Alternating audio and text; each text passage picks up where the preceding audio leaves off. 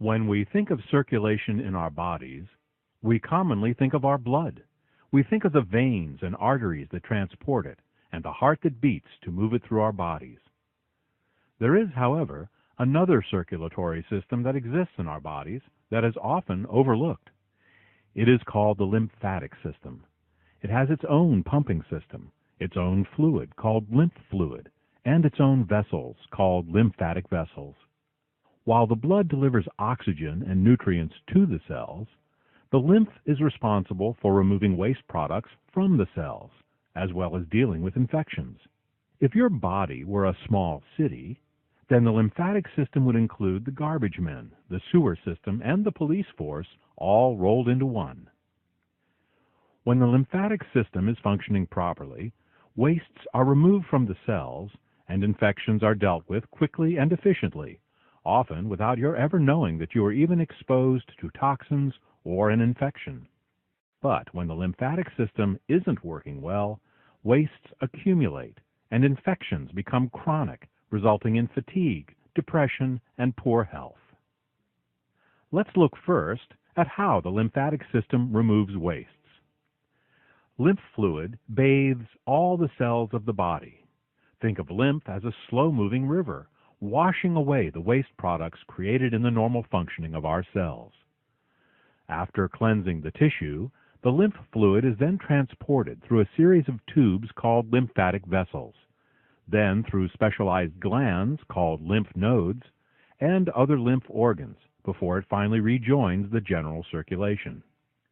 While you cannot see a lymph vessel, like you can see the blue veins on the insides of your arms, or feel the flow of lymphatic fluid, like you can feel the blood pulse through the arteries of your wrists, you can occasionally feel a swollen lymph node in your neck when you are feeling under the weather. While you may only feel a few swollen lymph nodes in your whole life, you have an estimated 100,000 of them throughout your body. There are also about 5.5 gallons of lymph fluid inside you. This means that you have nearly 3 times as much lymph fluid in your body as you do blood. Let's look more closely at the lymph nodes. They are found throughout the body, with clusters in the groin, neck, armpits, and intestines. Inside the lymph nodes are special white blood cells called lymphocytes that produce antibodies. Antibodies attach to infectious microorganisms so that the rest of the immune system can recognize the infection and destroy it. Without antibodies, our immune system would be blind and wouldn't know what to attack. There are 100,000 small generalized lymph nodes in the body where the lymphocytes and antibodies are held. In addition, there are a few larger lymph organs with special functions. The first specialized lymph organs we will talk about are your tonsils. When you get a sore throat, what you are feeling is often diagnosed as tonsillitis. You are born with 3 pairs of tonsils, but many people listening to this program no longer have their tonsils. As late as the 1970s, 1/3 of all operations performed in the United States under general anesthesia were for the removal of tonsils. It is now recognized that rather than surgically removing swollen tonsils, it is better to keep them and improve your health. In other words, don't kill the messenger. Swollen tonsils are simply specialized lymph organs that are working overtime to produce antibodies and clean the throat. Tonsils keep the throat healthy and balance the immune system. This is an important and difficult job. The mouth is the dirtiest and most infectious place in the human body. Every tooth has millions of bacterial cells living on it. This is the plaque we brush off every time we brush our teeth. The bacteria that grow on teeth have been associated with many diseases, including heart disease. With every swallow of food, we transfer these bacteria down our throat. Now, the stomach has acids to kill these bacteria, but the throat must continually deal with this bacterial onslaught. It is the tonsils that come to our defense. While there are some extreme cases where chronically infected tonsils must be surgically removed, modern medicine is now of the opinion that this should be avoided if at all possible. The second specialized lymph organ we will talk about is the spleen. Its job is to filter foreign substances out of the blood, such as the billions of worn-out red blood cells that die naturally every hour. The spleen also stores red blood cells and releases blood to the body in case of extreme blood loss. Many people believe that it is the liver that filters the blood. Well, rather than filter the blood, what the liver does is to create substances that combine with toxins so that they become less toxic and more easily removed from the body. The word filter is really more appropriate for the spleen than the liver. The thymus gland is another organ of the lymph system. It is located behind your breastbone, in the center of your chest. The thymus is where T cells mature, and as such it plays an important role in your immune system. Unfortunately, by the time most of us reach adulthood, our thymus gland shrinks and shrivels to a fraction of its original size. There are many different kinds of T cells, and all of them are vitally important to your immune system. T helper cells regulate the immune system and activate other white blood cells. Cytotoxic T cells destroy virally infected and cancerous cells. Memory T cells keep a record of every infection you have ever been exposed to, so that if you are exposed to the same or a similar infection again, your immune system can recognize that you are under attack very quickly. The faster your immune system can mobilize a response, the less likely you are to have a serious infection. Many times a person will feel a little sick for a few hours, perhaps have a sore throat and feel fatigued, but then later they feel fine. This is often the case when a person is exposed to an infection that their memory T cells have on file, and thus the immune system is able to knock out the infection before it can become a problem. Regulatory or suppressor T cells keep a person's immune system from being too aggressive and attacking their own body. When a person has an autoimmune disease, their regulatory T cells are not working properly.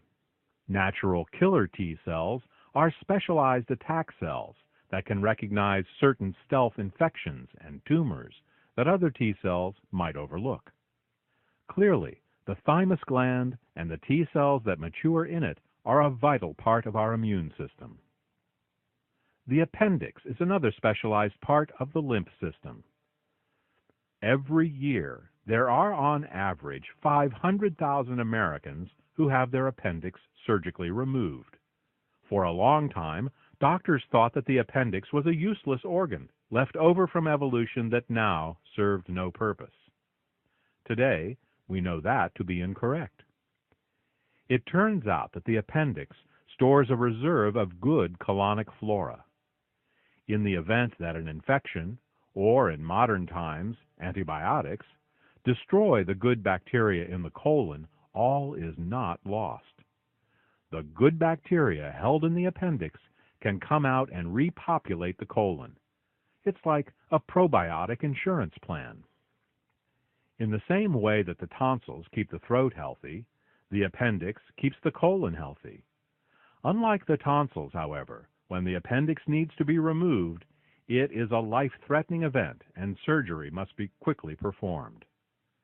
What can we do to keep the appendix healthy so that it won't require removal in the first place? Now that we know what the lymph system does, the next question is, how does the lymph fluid move through the body? The circulatory system has the heart, which pumps the blood along. The lymphatic system, however, relies almost entirely on the movement of our muscles to push it around our body. The lymph does get a little boost from the back pressure of blood being pumped and from the movement of the diaphragm as we breathe. But without exercise and physical activity, lymphatic flow decreases by 94%. For thousands of years, humans were forced to exercise. Before cars, we had to walk. Before gas stoves, we had to chop wood. Before plumbing, we had to carry water. Before grocery stores, we had to grow crops. Even if you weren't in a physically demanding job like being a farmer or a mason or a carpenter, just day-to-day living made you move about.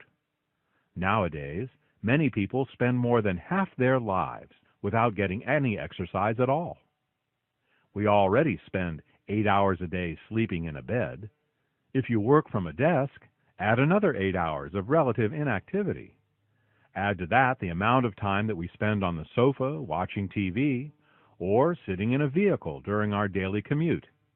It is apparent that the average American now spends the vast majority of his or her time in a state of physical inactivity.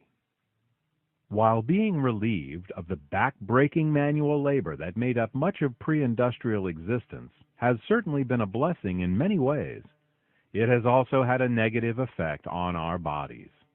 We are meant to move, and without movement, the fluids of our bodies become stagnant, specifically our lymph fluids. This is one of the many reasons that exercise is important for our health. When you see little kids rocking their legs in a chair, this is because they instinctively want to move their lymph. Unfortunately, this behavior is not encouraged in most schools. If you have a sedentary desk job, get up every few minutes and move about. It's good for you. Try to include at least 5 minutes of movement in every hour of your waking day. There is another way in which we can support our lymphatic system, and that is with bitter foods. If you taste nearly any medicinal herb, you'll notice that it is bitter. Bitter flavors stimulate the immune system in the same way sweet flavors suppress it. Fruits and vegetables 5,000 years ago were much more bitter and much less sweet than they are today. An example of this is a crabapple. Thousands of years ago, all apples tasted like crab apples. If you've never had one, they are small, bitter apples that you'd rather spit out than chew. Over thousands of years, farmers picked the biggest and sweetest crab apples to grow in their orchards, and in this manner bred what are now known as our modern apples. While these sweet apples taste good, they have been stripped of their medicinal lymphatic stimulating qualities. Their excessive sweetness encourages infections by increasing our blood sugar levels, as well as directly suppressing our immune systems.